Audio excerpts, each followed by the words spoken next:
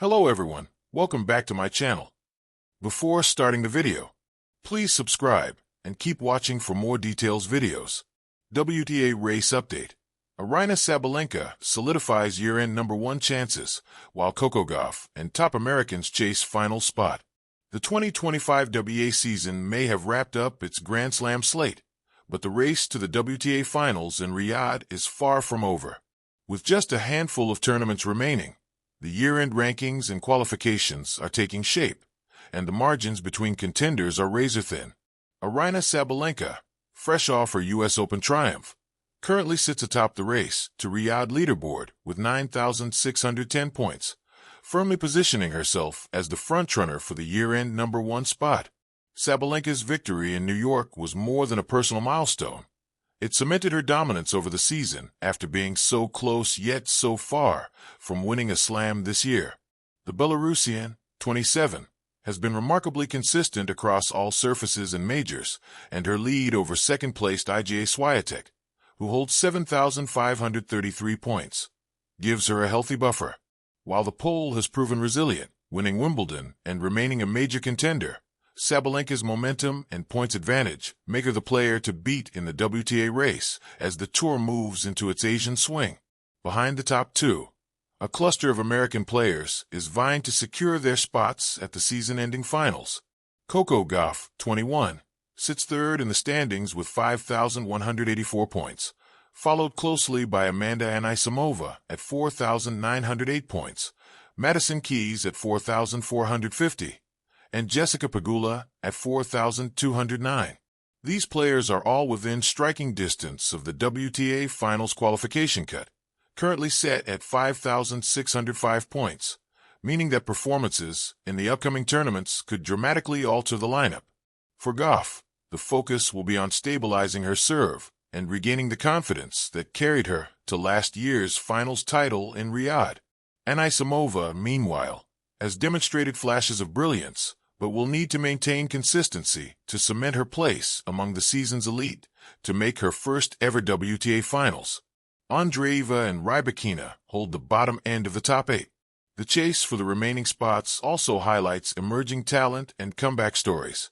Mira Andreeva, 18, currently sits 7th with 4,189 points.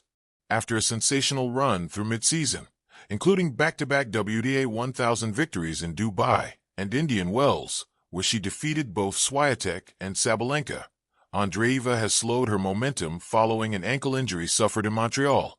The Russian teenager has played only 5 matches since Wimbledon, going 3-2, but her talent and prior form suggest she could re-enter the top 8 with a strong showing in the Asian swing. Elena Rybakina, 26, rounds out the current top 8 with 3,751 points, holding on to the last guaranteed final spot.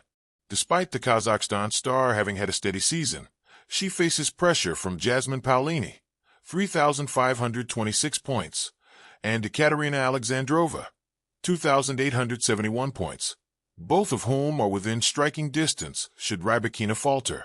With WTA 1000 events in Beijing and Wuhan, along with WTA 500 tournaments in Guadalajara, Seoul, Ningbo, and Tokyo, the remaining schedule is packed with opportunities for both veterans and rising stars to make their mark. Others to keep an eye on. The race is not only about established names. Naomi Osaka, 27, currently sits 14th with 2,244 points, but has shown encouraging signs of resurgence. The 4-time Grand Slam champion has won 11 of her last 13 matches and reached the Montreal final, demonstrating both form and joy on court. While her points total is currently outside the top 8, a strong Asian swing could put her in contention for a finals reappearance, her first one since 2019. Alina Svitolina, 2,606, and Clara Tauson, 2,553, are further back but still capable of moving into contention with exceptional performances in the remaining events. Veteran players who have struggled with injuries or form will also play a key role. Karolina Muchova, 1,643 points, and Barbara Krejcikova, 816 points, can upset higher-ranked opponents, which could affect the points distribution and the eventual qualifiers. Similarly, Diana Schneider, 1,921 points, has the talent to win key matches in the Asian swing, while Belinda Bencic, 2,229 points, could chip away at the standings with deep runs in WTA 500 or 1,000 events. Other young talents, such as Alexandra Ela, 750 points, and Victoria Mboko, 1,440 points, will also look to translate their recent momentum into meaningful points, potentially shaking up the lower end of the finals qualification picture if they are to upset anyone. As the tour heads to Beijing, Wuhan, and other stops in Asia, the storylines are clear. Sabalenka is focused on solidifying her year-end #1 status, but the real drama lies in the battle for the remaining WTA final spots. With the Asian swing and remaining hardcourt events offering plenty of points and high-stakes matchups, the run to Riyadh promises drama, momentum swings, and a thrilling showcase of who can rise when it matters most. One thing is certain, nothing is decided yet, and every match counts. Jackson Middle Schooler steps onto tennis's grand stage, a U.S. Open journey. The story of a middle schooler stepping from a small-town gymnasium to the towering courts of the U.S. Open is not simply about tennis. It is about dreams stretched across baselines, hope served at 120 miles per hour, and the sheer audacity of a young mind to believe that the world is not too big for them. Chapter 1. The Beginning. In the heart of Jackson, a modest town where football and basketball were the dominant languages of youth sports, a 12-year-old named Eli Thompson chose to learn a different dialect, the soft pop of a tennis ball on strings. Unlike most of his classmates at Jackson Middle School, Eli's first memory of sport wasn't cheering under Friday night lights, but balancing a too-big racket under the bright lamps of the public park courts with his mom, who had once played casually in college. "Grip it like you're shaking someone's hand," she told him. Eli did, and something about that grip stuck with him. Chapter 2. A Dream Sparks. Every afternoon after homework, Eli headed to the two cracked courts by the community center. The fences rattled when trucks passed on Main Street, and stray basketballs often rolled onto the playing surface, but Eli didn't care. He imagined he was in New York, playing in Arthur Ashe Stadium, with thousands chanting his name. His backpack always had three things: math homework, a dog-eared biography of Serena Williams, and a can of bright yellow tennis balls that smelled faintly of rubber and hope. The dream began to grow wings when his gym teacher, Mr. Walker, noticed him practicing footwork drills on the blacktop instead of shooting hoops. "You've got quick feet, Eli," Walker said. "Did you know the U.S. Open does youth clinics every year?" Eli didn't, but from that moment on, he would not stop asking questions. Chapter 3. The Invitation. Months later, Jackson Middle School received an email from the USTA's Net Generation program, inviting schools across the country to nominate one student for a special U.S. Open Kids Day clinic. The school debated between sending one of the established basketball stars or track athletes, but Eli's relentless dedication made an impression. His English teacher spoke up. "He's the only kid I know who writes essays about Coco Gauff." And so, on a warm June morning, Eli's parents received the news. Their son had been chosen to represent Jackson Middle School at the U.S. Open's Junior Drills in Flushing Meadows, New York. Chapter 4. The Journey to New York. The Thompsons had never flown before. Eli pressed his nose against the window, watching clouds roll beneath him like an endless ocean. In his lap rested his battered racket, strings loose from months of pounding balls against the concrete wall. His mom had tried to convince him to leave it at home, but Eli insisted. "This is my lucky racket," he whispered.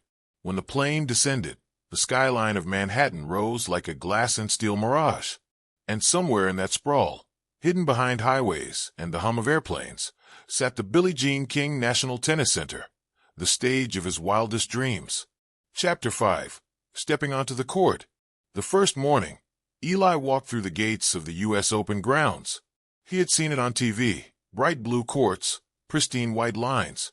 But in person, the scale was overwhelming. Arthur Ashe Stadium towered above everything, casting a shadow that seemed both intimidating and protective. The air smelled of fresh asphalt, sunscreen, and ambition. The clinic gathered kids from every corner of the country. Some wore branded gear, new shoes squeaking against the court surface. Eli wore his Jackson Middle School t-shirt, and his old sneakers, soles nearly worn through. When the coach blew the whistle, Eli's heart raced. Chapter 6. The Drills. The pros running the clinic were no ordinary coaches. They were former players and current stars, giving back to the next generation. One of them, a tall player with a booming serve, knelt beside Eli during a forehand drill. "Relax your wrist, kid. Let the racket do the work." Eli adjusted, swung, and felt the ball explode off his strings, zipping across the net with surprising speed. His eyes widened. "See?" The player grinned. "You've got it in you." The drills tested everything, sprinting side to side to chase balls, practicing serves into giant inflatable targets, rallying in quick points against kids who seemed years ahead in training. But Eli never backed down. Every bead of sweat felt like proof that he belonged. Chapter 7. Meeting a Hero. Midway through the day, the buzz among the kids grew louder. Coco Gauff herself was coming to the court. Eli had written a school essay titled, "Why Coco Gauff Inspires Me." Now, she was standing a few feet away, tying her shoelaces. She smiled at the kids and said, "I started just like you. Courts like these. Dreams like yours. Never let anyone tell you you're too young to make an impact." When it was Eli's turn to rally with her, his hand shook. The first ball sailed into the net, but Coco clapped and encouraged him. "Shake it off. Next ball." The second ball. Clean. The third. Even better. Soon, Eli was in a rally with his hero, each strike echoing like a heartbeat in his chest. Later, when he asked for an autograph, Coco signed his racket. To Eli, keep dreaming big. Coco Gauff. Chapter 8. Lessons Beyond the Lines. The clinic wasn't just about hitting balls. Coaches emphasized sportsmanship, resilience, and joy. "Winning is great," one said, "but what matters is showing up, trying hard, and loving the game." Eli realized something. Tennis wasn't about proving Jackson was big enough for the U.S. Open. It was about proving to himself that effort creates possibility. That night, lying in the hotel bed, he replayed every shot in his mind. The missed volleys didn't matter. The nervous first serve didn't matter. What mattered was that for one day, he had been part of the world's grandest tennis stage. Chapter 9. Returning Home. When Eli returned to Jackson, his classmates crowded him with questions. "Did you meet anyone famous? Did you actually play on the courts? Was it like TV?" Eli didn't brag. Instead, he opened his backpack, pulled out the racket with Coco's signature, and let the story live on their faces as they gasped. Soon, more kids started showing up at the community courts. Some had never touched a racket before. Eli found himself teaching them the basics: how to grip, how to swing, how to believe. Jackson Middle School even began talking about starting its first-ever tennis club, inspired by one kid's trip to New York. Chapter 10. The Future. Eli still has miles to go before becoming a pro, if he even chooses that path. But the U.S. Open drills gave him something that no scoreboard could measure: belief. He now practices every morning before school, hitting against the same cracked wall, but with a new fire. Each shot whispers a reminder of the courts he once stepped on, the pros he once met, and the possibility that greatness can sprout from anywhere, even Jackson. Closing reflection. The story of Eli Thompson is not about overnight stardom. It's about a middle schooler daring to imagine himself on the world stage and realizing, even briefly, that he belongs. For every child in every small town, it's a reminder. The lines on a tennis court are the same, whether they're drawn on cracked asphalt or pristine blue plexicushion. And sometimes, all it takes is one invitation, one mentor, one dreamer, to turn an ordinary kid into a believer.